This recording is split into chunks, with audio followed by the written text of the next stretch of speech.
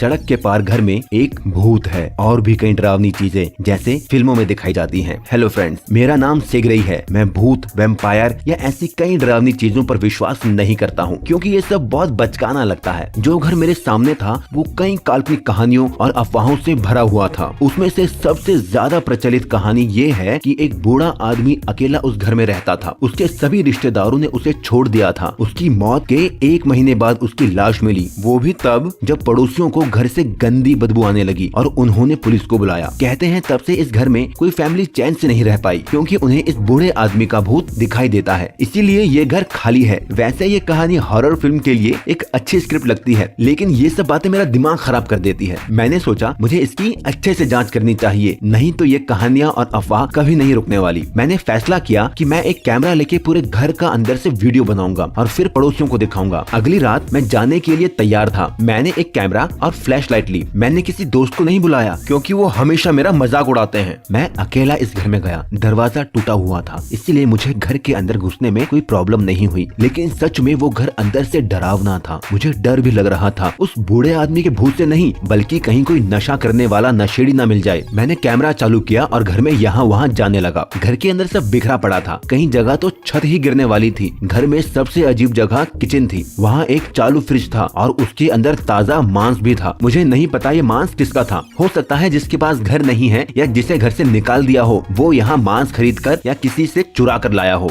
बिना किसी बूढ़े आदमी के भूत, बिना किसी राक्षस या वैम्पायर के, ये सिर्फ एक साधारण घर ही था। मैंने अपना सामान पैक किया और घर के बाहर निकलने के लिए घर के दरवाजे पर गया, लेकिन घर के बाहर जाने के लिए मैं जैसे ही दरवाजा खोलकर आगे बढ़ा, पता नहीं कैसे मैं एक कमरे में घुस गया, जो कि उस घर की दूसरी मंजिल पर था। मुझे बिल्कुल समझ नहीं आया कि ये कैसे हुआ, इसीलिए मैं घर से बाहर निकलने के लिए तेजी से दरवाजे की तरफ भागा, लेकिन फिर से वही हुआ। मैं ये नहीं कहता कि मैं डर गया था, लेकिन कुछ भी समझ नहीं आ रहा था। अब मैंने तय किया कि मैं पहले परिस्थिति को समझूंगा, फिर बाहर निकलने की तीसरी कोशिश करूंगा, लेकिन फिर से वही हुआ। अब मैं थोड़ा डर रहा था। ये हो क्या रहा है, मुझे कुछ समझ नहीं आ रहा था। मैं फिर से दरवाजे की तरफ भागा और सीढ़ी पर किसी चीज पर चढ़ गया, लेकिन मुझे अच्छे से याद है सीढ़ियों पर कुछ नहीं था। मैंने चारों तरफ देखने के लिए फ्लैशलाइट चालू की और मैंने जो देखा, मैं उसे देखकर हैरान रह गया। मैंने देखा एक बूढ़ा आदमी जमीन पर पड़ा हुआ था। उसके हाथ में बड़ा चाकू था। मैंने डरते हुए उससे पूछा, क्या आप ठीक हैं? डर के मारे मेरा शरीर जम गया, क्योंकि वो बूढ़ा बिल्कुल सांस नहीं ले रहा था, लेकिन किसी तरह हिलने की कोशिश कर रहा था। अचानक उसका हाथ तेजी से हिला और उसने मेरे पैर पर हमला करते हुए मेरा पैर काट लिया। मैं बहुत जोर से चिल्लाया और दर्द के मारे फर्श पर ही गिर पड़ा। मेरे पैर पर बहुत गहरा घाव हुआ था, जिससे मेरी आंखें बंद होने लगी। तभी मुझे दिखा वो बूढ़ा तुरंत उठा और चाकू घुमाते हुए आगे बढ़ा और अचानक गायब हो गया। मैं किसी तरह घर से निकलने की कोशिश कर रहा था। तभी मैंने पुलिस अधिकारियों को घर में घुसते हुए सुना और उन्हें देखा। जब मैं बेहोशी से उठा तो मैं अपने बिस्तर पर था। मेरे मम्मी पापा ने बताया कि उस घर का अलार्म बंद हो गया है और वहाँ पुलिस वाले पहुँच गए। पता चला कि वो घर एक ऐसे व्यक्ति का है जो वहाँ नहीं रहता है, लेकिन वो घर का मालिक है और उसी ने किसी वजह से घर में अलार्म सेट किया था, जो मेरी वजह से बच गया था। मेरी वजह से मेरे मम्मी पापा पर जुर्माना लगाया गया, लेकिन मेरे दिमाग में सिर्फ 3 सवाल थे। वो बूढ़ा आदमी कौन था, क्यों मैं घर से बाहर नहीं निकल पा रहा था और क्यों हर बार घर की दूसरी मंजिल पर पहुंच जाता था, और आखिरी सवाल, फ्रीज में किस जानवर का मांस था।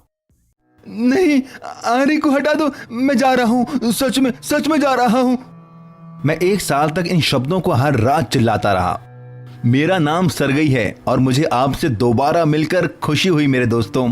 हमारी आखिरी मुलाकात को 1 साल हो चुका है, जब मेरे साथ ऐसी भयानक गड़बड़ी हुई थी। जो लोग नहीं जानते, उन लोगों के लिए मेरी सलाह है कि आप मेरी पिछली वीडियो देखें, ताकि आप उस स्थिति की जटिलता को समझ सकें। संक्षेप में, मैं अपने सामने वाले घर में घुस गया था। एक रेफ्रिजरेटर में एक अजीब मांस दिखा, और जब मैं घर छोड़कर बाहर जाना चाह रहा था, मैं वहीं अंदर वापस आ गया। अंत में मुझ पर एक बूढ़े व्यक्ति ने आरी से हमला किया, या ये सब मेरी एक कल्पना थी।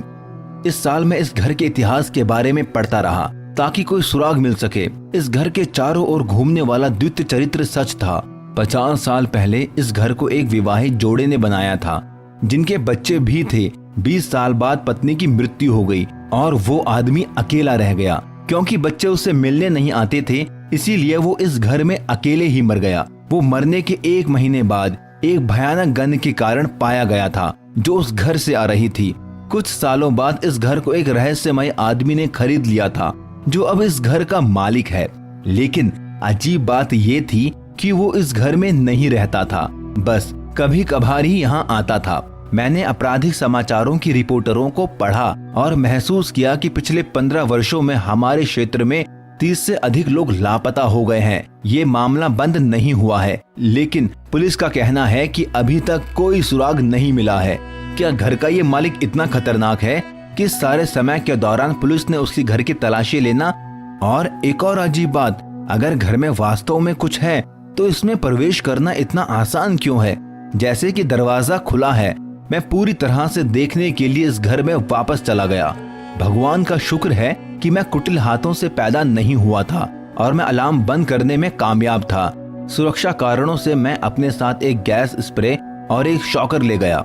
आखिरी समय के बाद मुझे वहाँ एक अविश्वसनीय भय महसूस हुआ, लेकिन फिर भी धीरे धीरे मैंने घर के चारों ओर चलना शुरू कर दिया। मैं रसोई में चला गया और हमेशा की तरह एक अजीब ताजा मांस और एक भयानक गंध थी। मुझे एक बात याद थी, पिछली बार जब मैं घर के चक्कर लगा रहा था तो मैं कभी तहखाने में नहीं गया, क्योंकि वो शायद और भी भयानक था, इसीलिए मैं वहां नहीं गया। मैंने हैच खोला और तुरंत कूद गया, क्योंकि हजारों छोटी मकड़ियों ने मुझ पर हमला कर दिया था। उस समय मैं डर से कांपने लगा। अपनी सारी ताकत लगाने के बाद मैं तहखाने में चला गया। यहाँ एक अजीब सी नमी थी और ऐसा लग रहा था कि हजारों सालों से यहाँ कोई नहीं आया।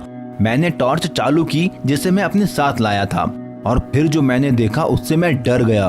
खौफनाक चेहरे वालों की दीवार पर पुरानी तस्वीरें थी और फ्रेम के ऊपर हस्ताक्षर थे जो अब हमारे साथ नहीं है। एक पल में मैंने तहखाने में किसी को महसूस किया, लेकिन जब मैंने पीछे देखा तो कोई नहीं था। फिर मैंने किसी बूढ़े आदमी की तस्वीर को देखा। ये कांच के पीछे लगाई हुई थी, इसीलिए मैं इसमें अपना चेहरा देख पा रहा था। कुछ सेकंड के बाद मैं सुन्न हो गया, ये याद करते हुए कि ये वही बूढ़ा व्यक्ति था जो पिछली बार सीढ़ियों पर पड़ा था जब मैं यहाँ आया था। अचानक मैंने मेरे पीछे किसी को देखा, झुर्रियों वाले एक बूढ़े व्यक्ति का चेहरा। मैं पीछे मुड़ा और देखा वही बूढ़ा आदमी कुछ सेंटीमीटर मुझसे दूर खड़ा है। मैं जल्दी से बेसमेंट से बाहर निकला और खाई में भाग गया। वहाँ बहुत सारी झाड़ियाँ थी और उनमें से एक पर गिर गया, क्योंकि ये हमेशा फिल्मों में होता है। लेकिन मैं वास्तव में हैरान था, क्योंकि जब मैं गिरा तो मुझे किसी तरह का दरवाजा महसूस हुआ। जब मैंने उठकर इन झाड़ियों को अलग अलग किया तो मैंने जो कुछ देखा मैं उससे हैरान रह गया था, और उसी वक्त किसी ने मेरे सिर पर वार कर दिया।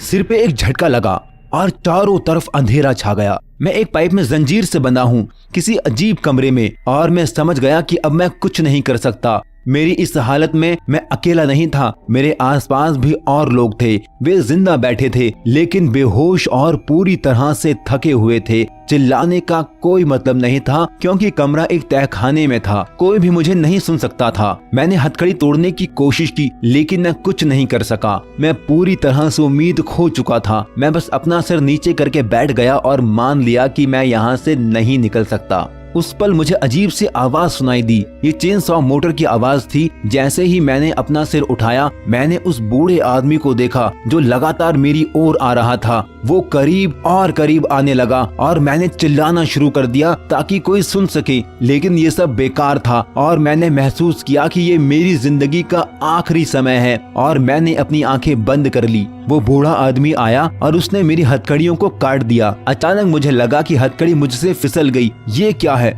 मैंने सोचा। उन्होंने मुझसे बात की और मुझे कहा कि मकान मालिक के आने से पहले तुरंत भाग जाओ। उसने कुछ और भी कहा, लेकिन मैं इसके बारे में और आपको थोड़ी देर में बताऊंगा। मैंने तुरंत उसकी सलाह मान ली और तेजी से ऊपर की ओर भाग गया। जब बाहर निकला तो मैंने देखा कि घर के ठीक बाहर पुलिस वाले थे। ऐसा इसलिए हुआ क्योंकि मैंने अलार्म को पूरी तरह से बंद नहीं किया था। घर का मालिक पुलिस के साथ खड़ा था और उसने मुझे लूट का दोषी ठहराया। उन्होंने मुझे पकड़ लिया, लेकिन मैं उन्हें उस जगह ले गया जहां मैं अभी तक बंद था। जब पुलिस कर्मियों ने उन सभी लोगों को देखा कि वो पाइप से बंधे हुए हैं, तो उन्होंने घर के मालिक को पकड़ लिया। उसने पूरी तरह से भागने की कोशिश की, लेकिन पुलिस के कुत्ते ने उसको पकड़ लिया। पुलिस वालों ने मुझे अपने बारे में सब कुछ बताने के लिए कहा, लेकिन मुझे पता है कि उस बूढ़े ने मुझसे क्या कहा था। ये शख्स जो घर का मालिक है, कई सालों से लोगों का अपहरण और उनकी बिक्री कर रहा था। जिले के सभी लापता लोगों को उसी ने अगवा किया था। इसका मतलब है मैंने जो फ्रिज में सुअर का मीट देखा था वो वास्तव में एक साधारण सुअर का मीट था, जो कि वो अपने बंधकों को खिलाया करता था जो उसके द्वारा अपहरण किए गए थे। पीड़ितों की संख्या अभी भी निर्धारित करना मुश्किल है। मुझे लगता है कि इस आदमी के लिए जेल सही जगह होगी। पुलिस वाले ने लोगों के लिए एम्बुलेंस बुलाई जो मेरे साथ बेसमेंट में थे।